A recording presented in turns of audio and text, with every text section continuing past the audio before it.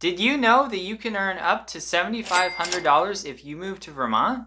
Yeah, you heard that right. The beautiful state of Vermont has thousands of open jobs and not enough people to fill them, so they're paying people to move here. In this video, I'm going to be covering the requirements, the qualifications, so that you can know whether or not you are eligible for some money.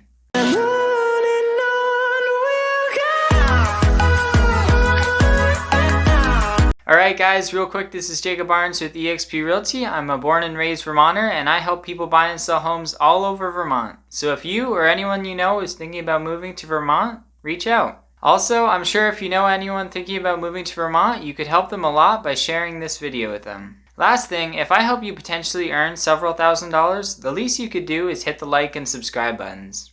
Alright, let's get started with it. Let's start with the new Relocating Worker Grant, which applies to everyone who relocated on or after July 2021 working for a Vermont employer. Here are the criteria you must meet in order to qualify for the grant. First, you need to have relocated and become a full-time Vermont resident. Second, you need to have become a full-time worker for a Vermont employer, and your job must be one that makes the qualifying list of high-demand jobs. Thankfully, this list is pretty long and extensive, so most jobs qualify. As you can see here, the list ranges from things like cashiers and fast food workers to construction workers and carpenters to nurses, teachers, farmers, truck drivers, and many other things. You can find more info on the job list in the description below, but even if you don't see your job on the list, I would still take the time to apply just in case.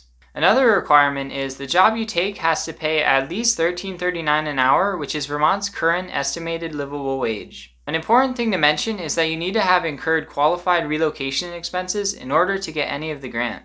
This includes closing costs on a primary residence, which you use me as your agent to buy, of course. Just kidding, you don't have to use me, but I can certainly help. Other qualified relocation expenses include a lease deposit and 1 month's rent, hiring a moving company, renting moving equipment, shipping, and the cost of moving supplies. In order to qualify, you'll need an itemized invoice and proof of payment of any of these expenses. Unfortunately, it's also subject to Vermont income tax. The last requirement is that your employer attests that they were unable to fill the job opening from among Vermont applicants. This shouldn't be too hard to do since the whole point of the incentive is that Vermont doesn't have enough workers, but I would make sure your future or current employer will help you out with this. Just so you know, incentives are paid out as a reimbursement after you've relocated to Vermont, and they also are limited on a first-come, first-served basis. I am not sure how many grants are left or how many have already been awarded, but the program usually is renewed each year, so if it runs out this year or next, it might be smart to wait. I tried contacting the provided email about it, but was just given an automatic response. They might get back to me eventually.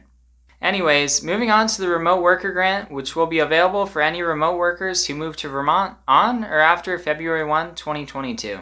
This grant also gives up to $7,500 if you qualify. Some of the requirements are the same as the Relocating Worker Grant, such as moving to Vermont and becoming a full-time resident, having a job that pays above Vermont's livable wage, having the same qualifying expenses and documentation, and it being subject to Vermont income tax. What's different is that you don't have to have a specific job and you don't have to deal with a Vermont employer. You just have to be working full-time remotely for an out-of-state employer from a home office or co-working space located within Vermont. Unfortunately, for both of these incentives, they don't apply to independent contractors like myself, only to employees who receive W-2s.